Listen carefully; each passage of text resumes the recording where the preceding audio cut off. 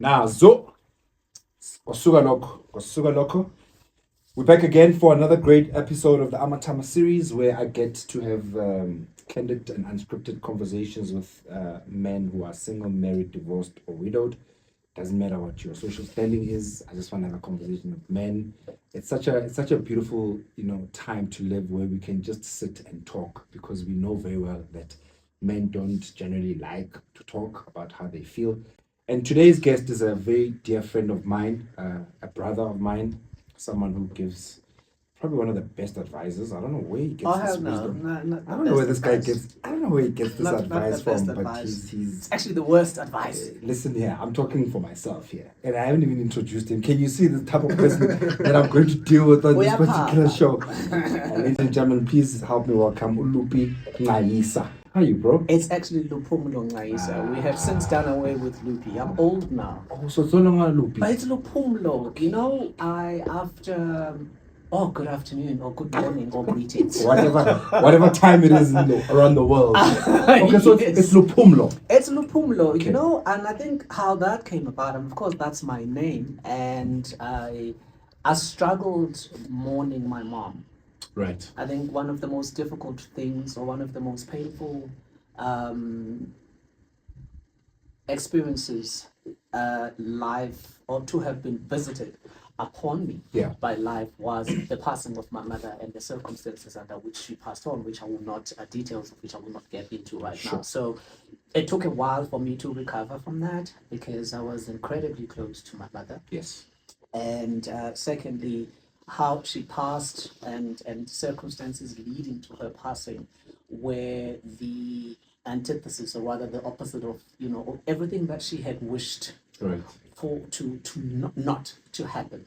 Happened. And so my mom never feared death in a way, so she spoke openly about death, and I mean, she was just one of those people.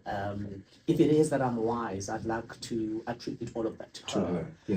She was incredibly wise. She was very frank and pragmatic as a person. So of course, I mean, death is inevitable to all of us, and so she had written a whole lot of things, and so as a result, even when she passed on, it was very easy to do what needed to be done and to avoid family conflicts and because she had literally written down everything. Do you think she was preparing in her handwriting? Do you think she was maybe preparing Oh, definitely. I mean, it's a question of, and this is where drawing back to the wisdom, because in life, we're here to prepare for the next move. Sure. We may not necessarily know what that looks is. like, or whatever that is, but I think we're blessed with the instruments to somewhat navigate and to understand. You could never be best prepared, but you can always prepare to the best of your ability. Oh, I like that. I So like that. So now when it took a while, and I went through a very, very dark space. I struggled, with my mom's passing. It was and it took a while for me to yank myself out of that dark space. And when I did, which was at the beginning of this year, in fact, on the 1st of January, I then decided that actually I'm Luphumlo. Because that's the name, and it's just in honor of my mother.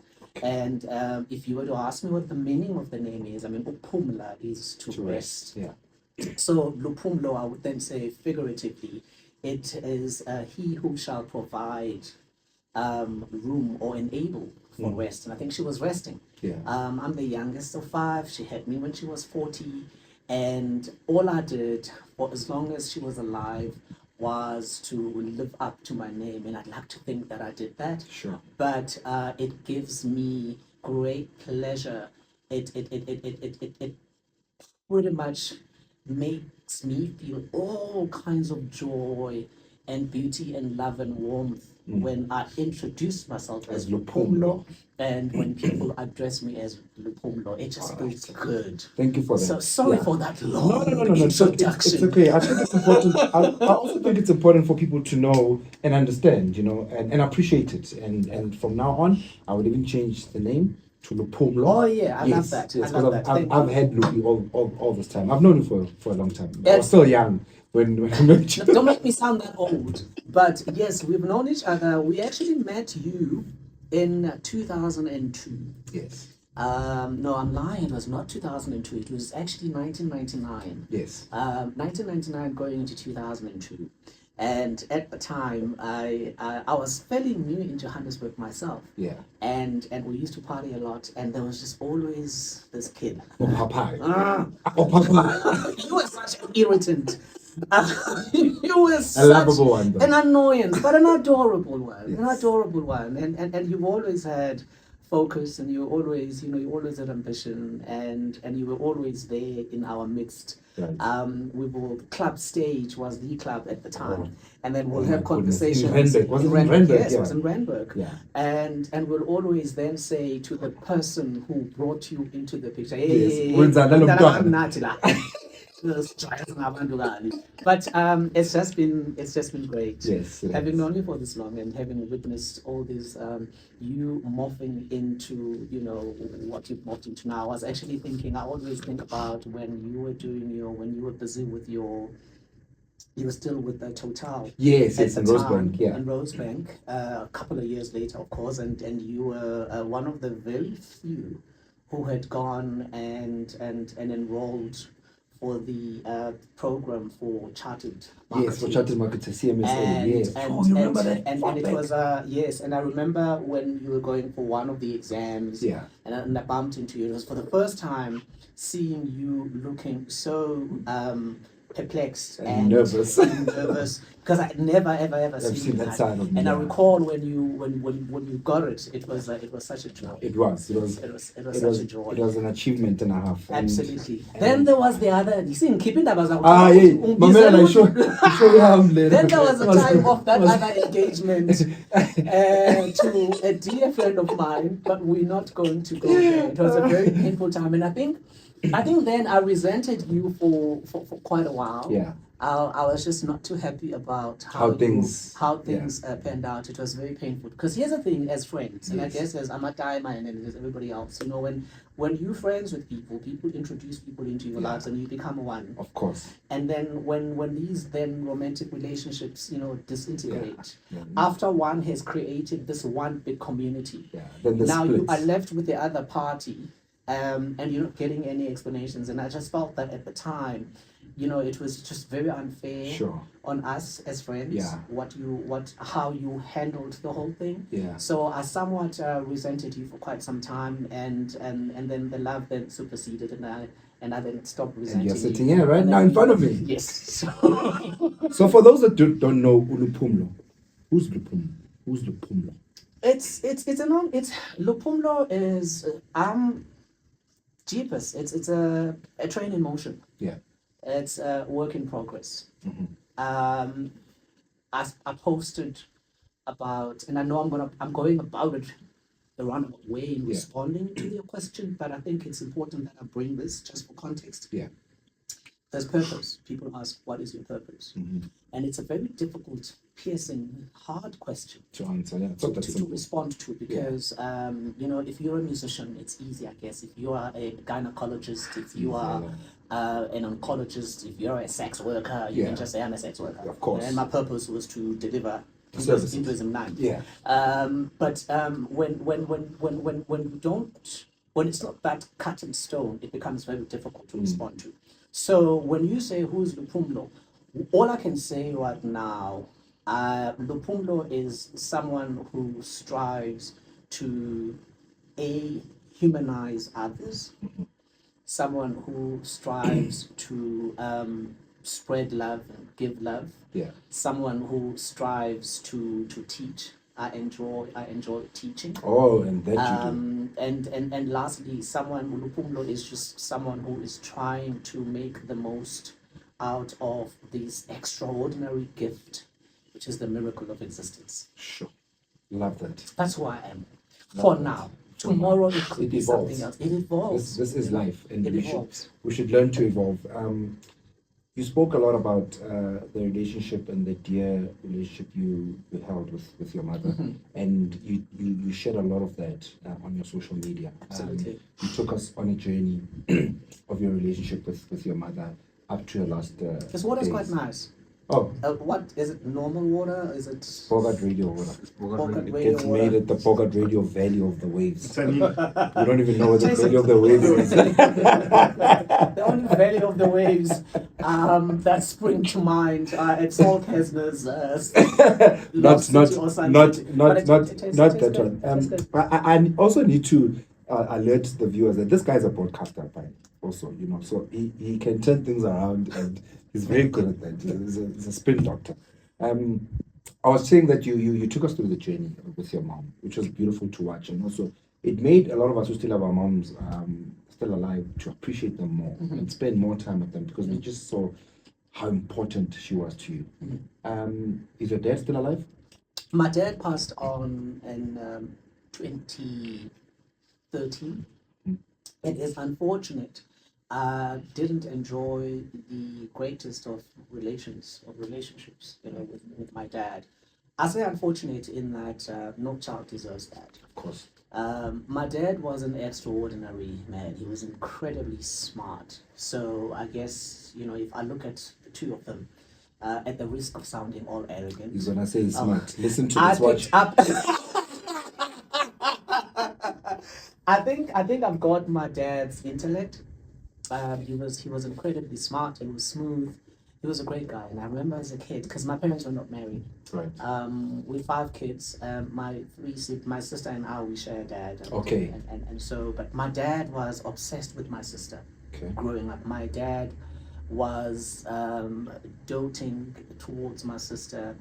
I didn't exist in my father's life. Sure. I didn't feature, and it hurt so bad. And I did my level best trying to ingratiate myself, you know, to my dad.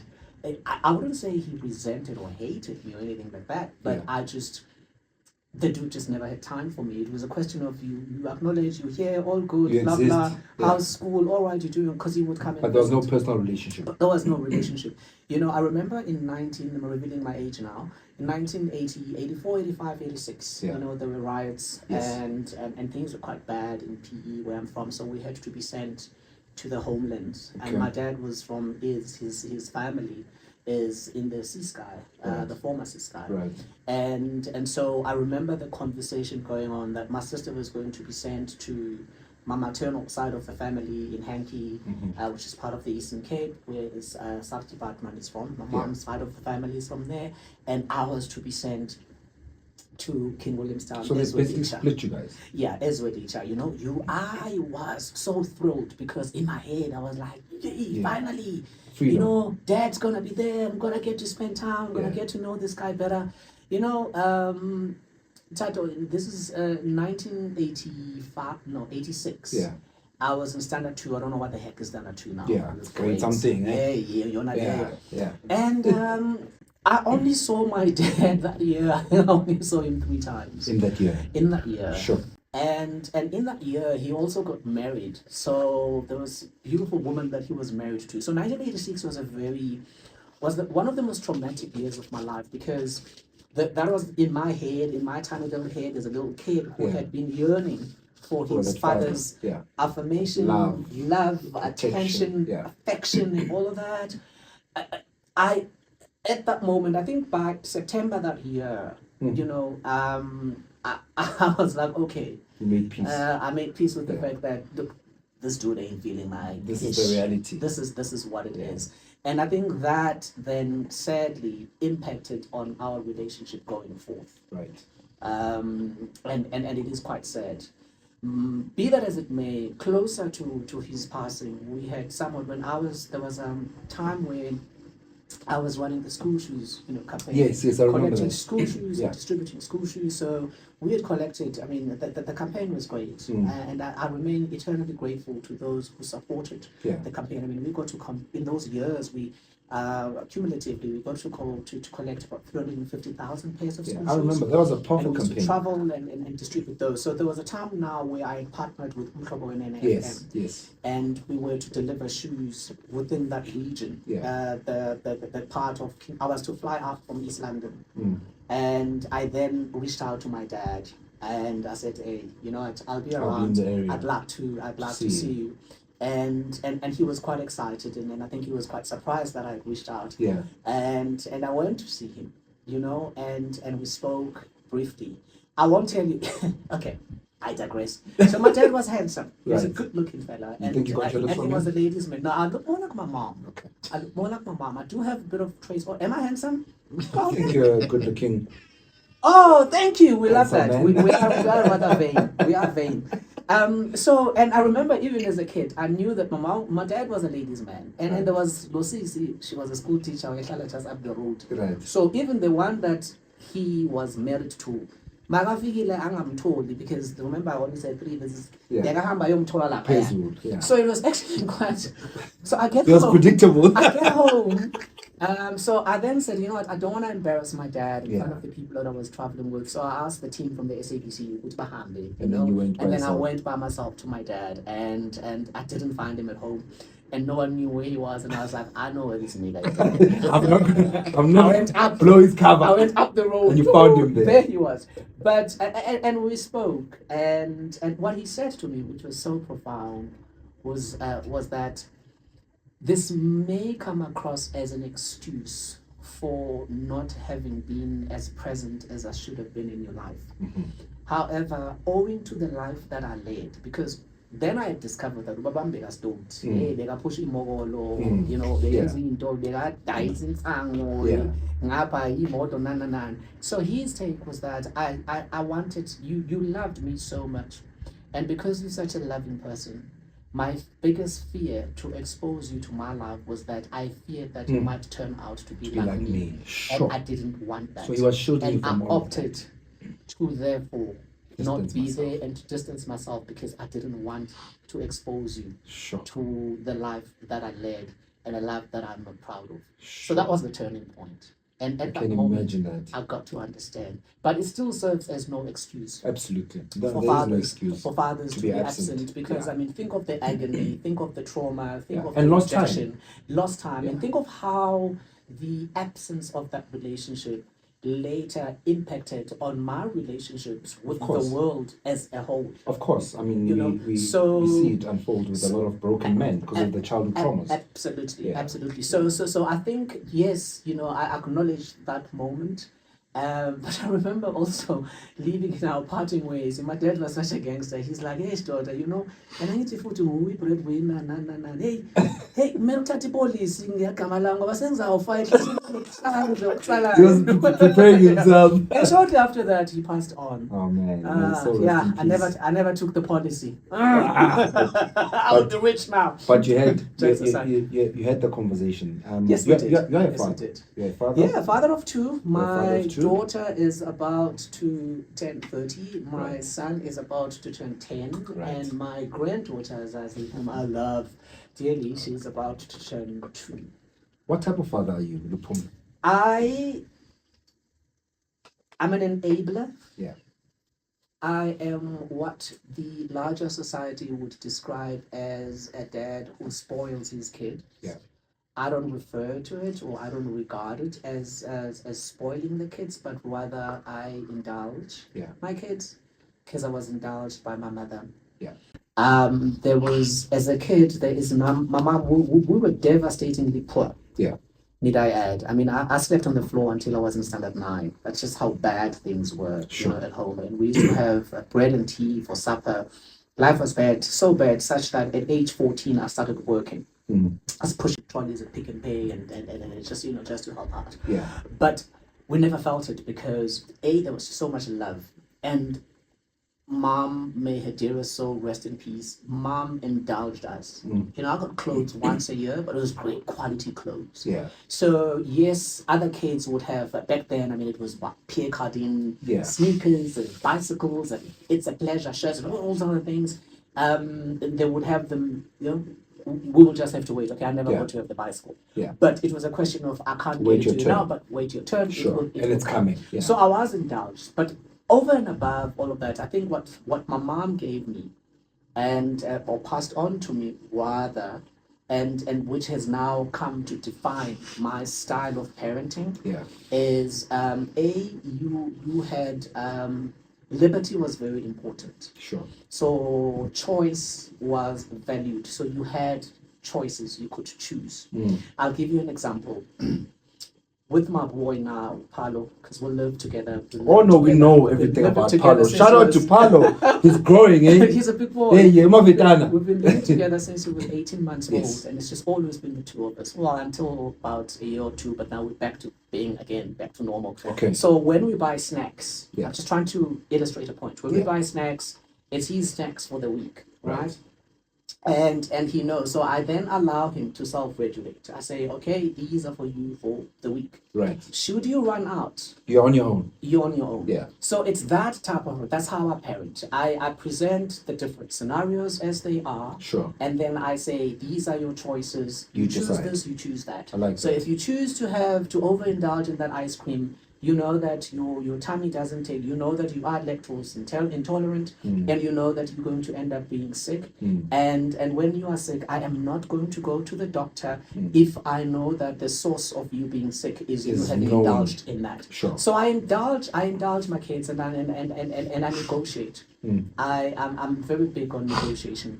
And the reason for that is I don't think humans don't take too kindly to being dictated upon. Absolutely. There is not a single human being that likes taking be instructions. instructed, yeah, We don't want to that's be true. instructed. That's true. So when you are instructive and when you're too authoritative, what you're building is you're just building rebellion. Yeah. And sometimes it can be misguided. It's important for kids to, in my view at least, it's important for their voice to be heard, for them to understand that they are allowed choices. Sometimes some choices are good and some choices are bad. But choices need to be made. either Choices way. have to be made. Yeah. So I'm very I would say in a nutshell, TT, I'm very open-minded, very liberal, sometimes liberal to a fault. Yeah. To your own to detriment. those to my because I mean sometimes I just like okay. Yeah, sword with I this. remember Why did I agree? it's like when my daughter was when my daughter was giving birth, she wanted me to be there, and then she started sending the images, and I'm like, I don't want to be there. these are the things I don't want to see. This I is don't my wanna see daughter. my After all, but it's beautiful. I wouldn't have it any other way. Sure. So I am that person that I'd like to think, and having witnessed it with her and her being at the age that she's at, of course I can't really say much about Paulo because Sure. he is yet to You're develop still and grow. going through the process. But yeah. if it is that this formula that I've long adopted, I've seen it working with her. As such, we enjoy an incredible relationship. It's transparent, it's open, we can be vulnerable towards each other. I prefer it that way. So I Yeah. prefer the soft approach Sure. to 'Cause it parenting, works. and I prefer the friendship route. They're not my friends, Yeah. but there's a great sense of the overall sentiment around the home and Yeah. how we interact within that tiny little ecosystem of ours. It works. It's premised on friendship and respect, Yeah. and when our feelings are hurt, Yeah. there's space to say I was hurt by this and this and this and that, and it can be dealt with before it manifests, and then we move on. There's to the mutual next. there's mutual grounding, and I like that. So what do you have to say to a guy out there? He's got kids. He's absent. He's just absent. He just chose to not be a part of the child's life for whatever reasons he may have. What do you want to say to a guy Look, like that? we don't. We need to first of all acknowledge that we don't live in a vacuum. Yeah. And there'll always be circumstances, and it's not always easy. And I follow a lot of discussions on fathers who are absent, and some would cite that I'm being deprived, I'm not being given Sure. an opportunity to do this, the family, the this and the this and the this and the that. Yeah. My argument is always going back to my own experience and how not having a father impacted my life. Yeah. And I would say if it is that your being absent is a consequence of those tips Factors or whatever. with the family, Right. be it the law, be it this and that, fight. Yeah. Fight to be there. Sure. You know, you just cannot live a life where you know that you are a part of someone by blood and yet you're not present in their lives. They need you. It's a fight worth fighting for. Fight until the bitter end. That's number one.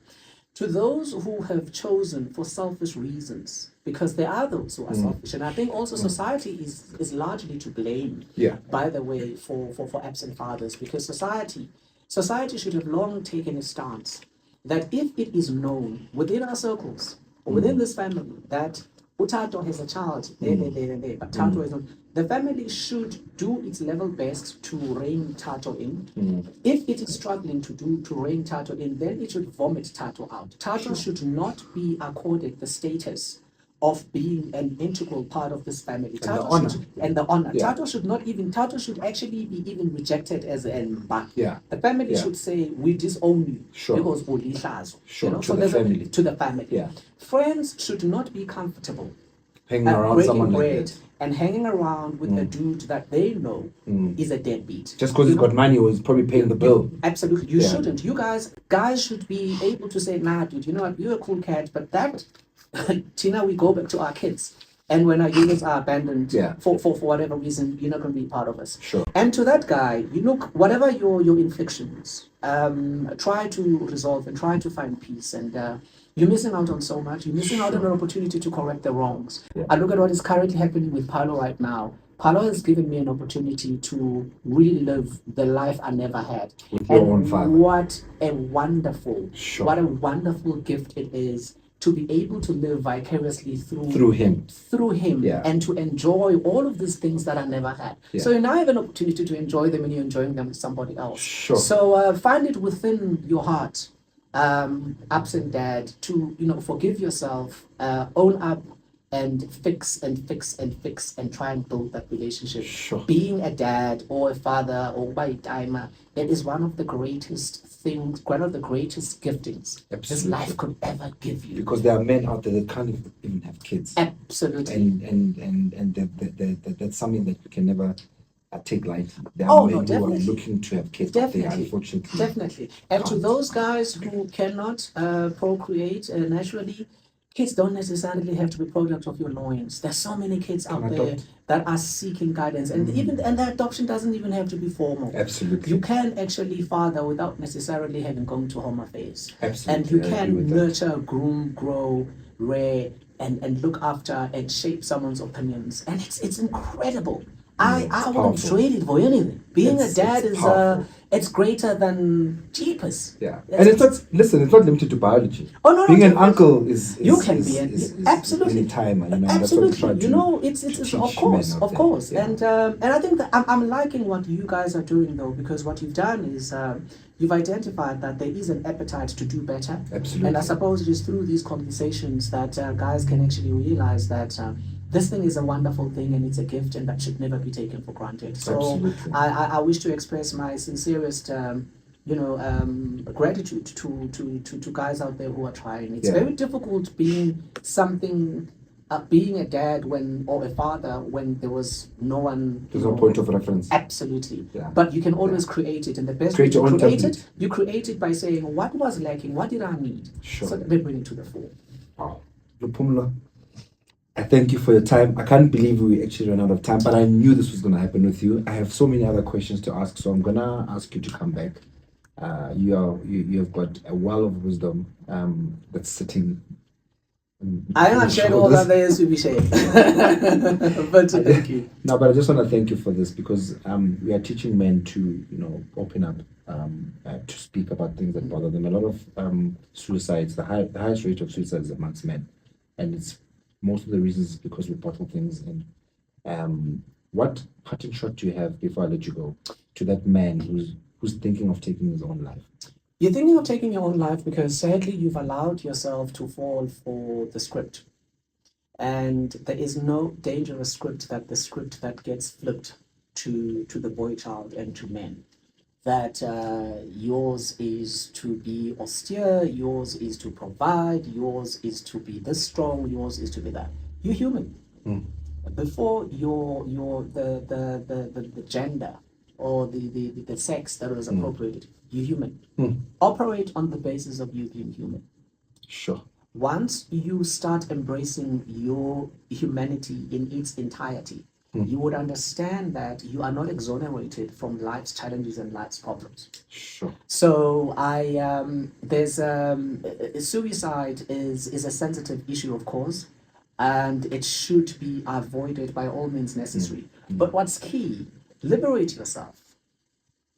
Because once you've afforded yourself the liberty to be human, to be vulnerable, you've won. Nizwile bafethu. Liberate yourself and never forget to be human. Sivala lapho sihlala. Thank you, Luphumlo. Thank you.